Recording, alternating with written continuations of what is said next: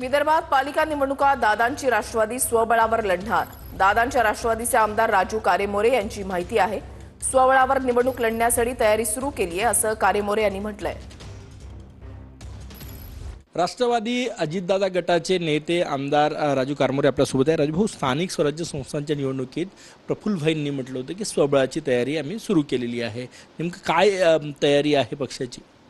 नाही, ह्या ज्या आपला पंचायत समिती, जिल्हा परिषद, नगर परिषद, महानगरपालिका ह्या सर्व निवडणुका आपला राष्ट्रवादी काँग्रेस पक्ष, अजित पवार गट हा आपला स्वबळावरच लढणार।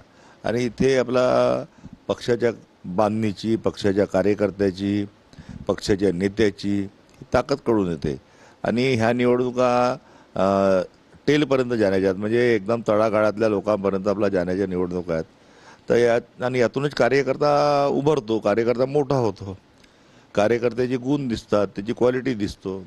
म्हणून आपला पक्ष ह्या निवडणुका स्वबळावर लढेल, त्या हिशोबाने त्यांनी तयारीसुद्धा केलेली आहे। कॅमेरामॅन सचिन सायामसह गजानन उमाटे, TV9 मराठी।